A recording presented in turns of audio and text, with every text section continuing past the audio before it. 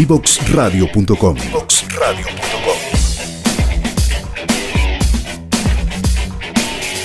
Conversaciones que simplifican lo complejo.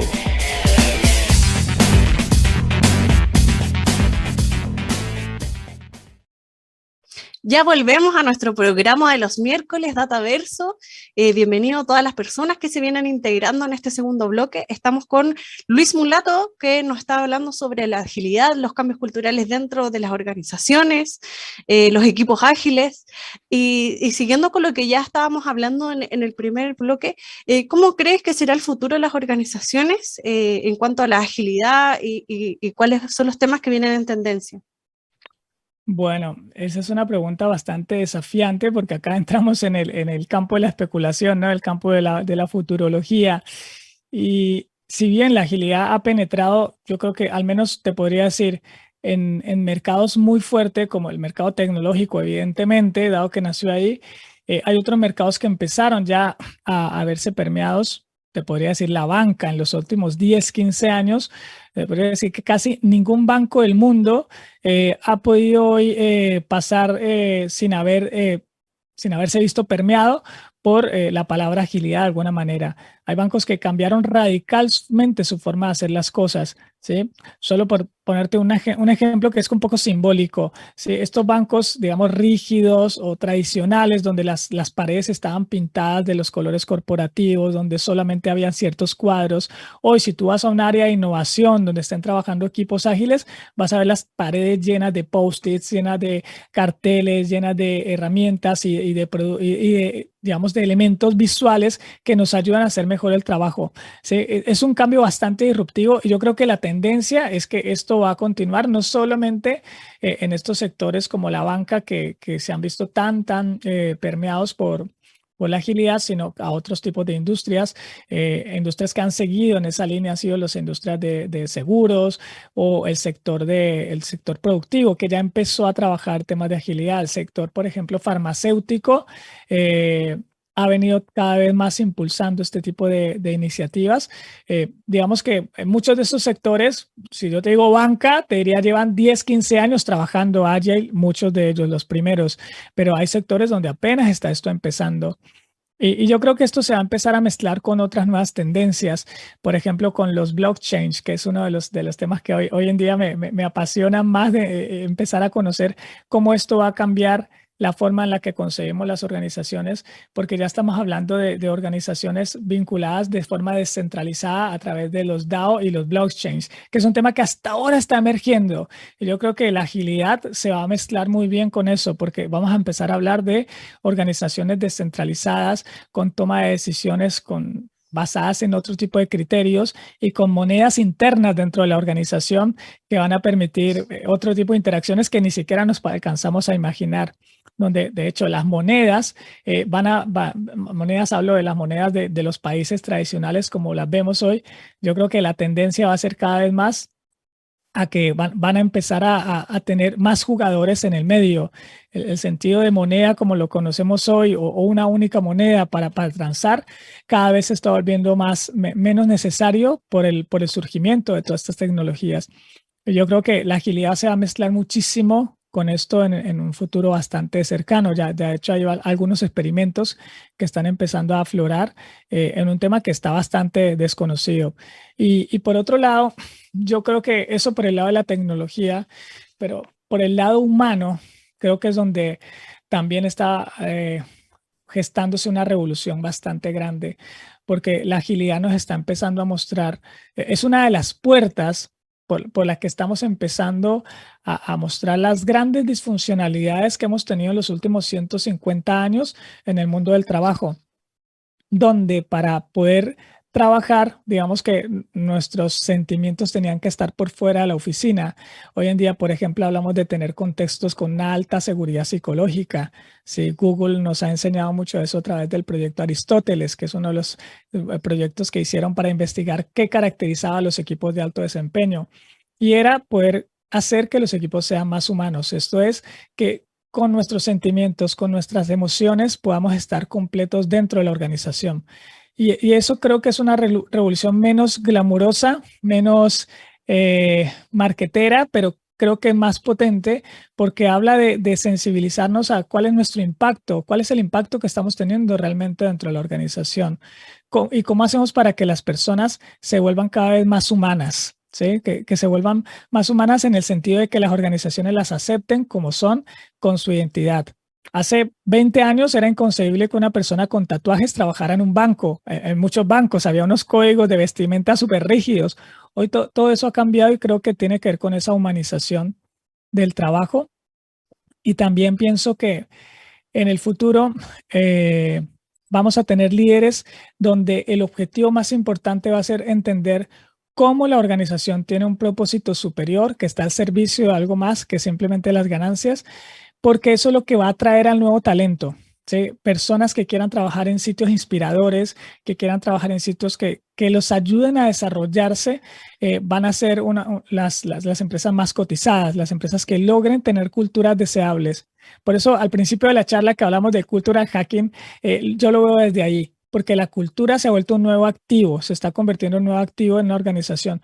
Cómo yo vendo mi cultura, pero no venderla desde una forma marketera, sino de una forma genuina y transparente para mostrar lo bueno que puedes, lo bueno que vas a tener si trabajas con nosotros.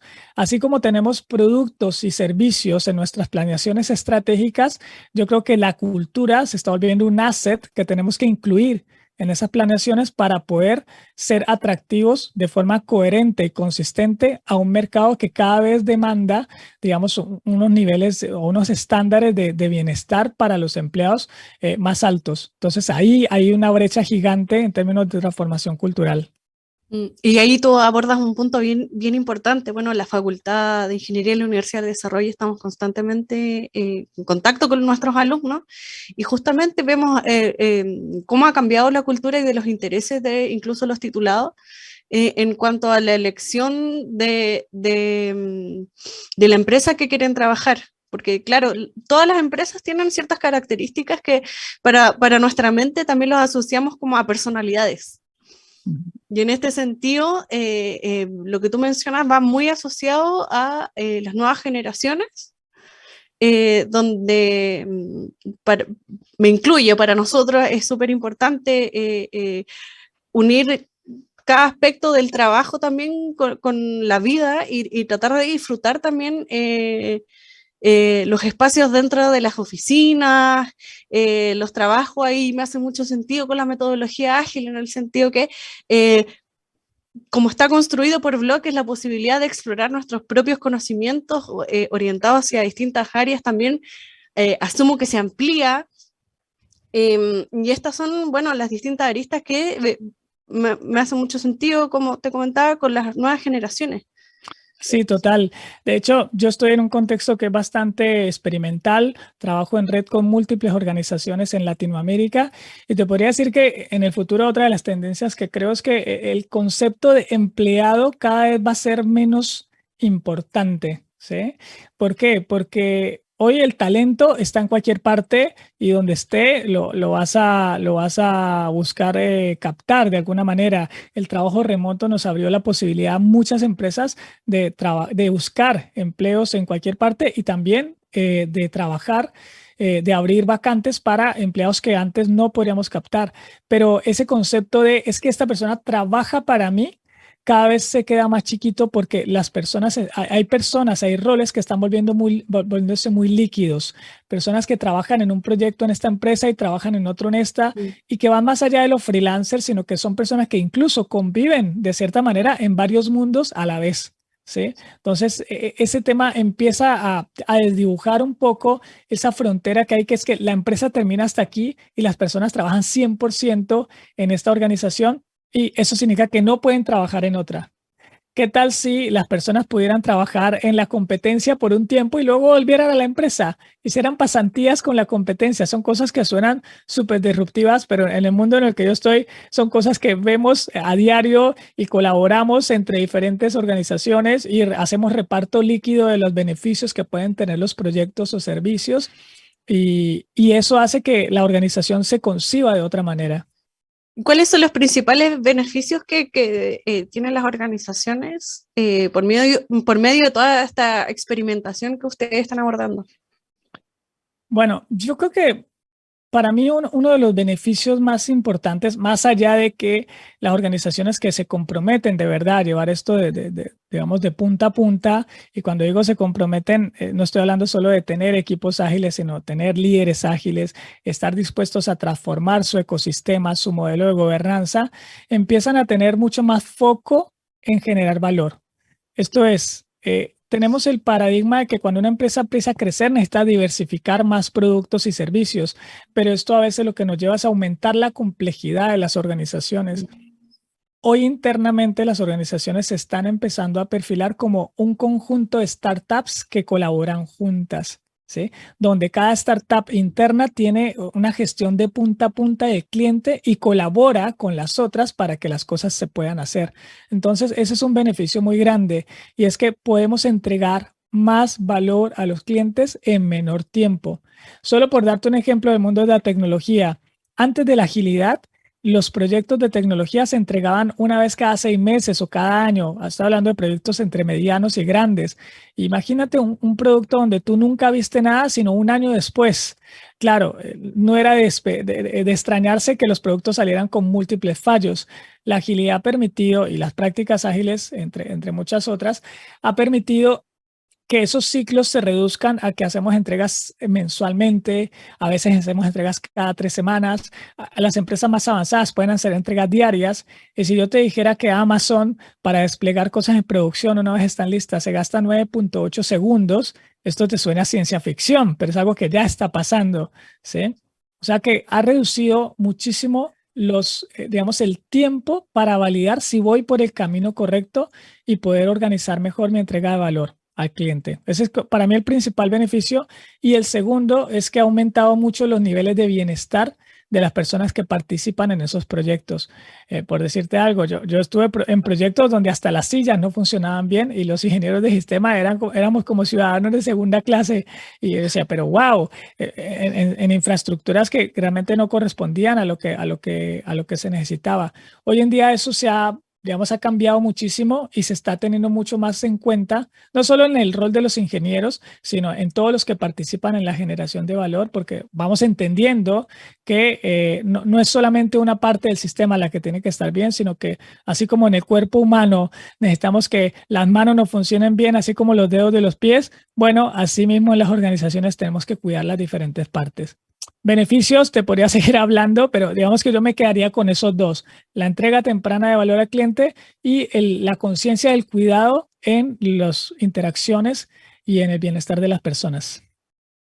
Y me gustaría hacerte otra pregunta bastante curiosa, que como esta metodología es medianamente reciente, y recién hablamos de los atributos que tiene, ¿cuáles serían los casos de éxito y fracaso que tú nos podrías mencionar, de lo que se te venga a la mente? Sí, mira que aquí tenemos una visión de lo que es un caso de éxito, pensado bajo. Primero desafiaría un poco qué es éxito para una organización, ¿no? Porque aquí estamos hablando de un proyecto. Cuando hablamos de proyectos ágiles, estamos hablando de que éxito es, por ejemplo, que el proyecto se entregó a tiempo, ¿sí? O que estuvo dentro del presupuesto. Y esto sin saber si el proyecto realmente lo va a usar la gente.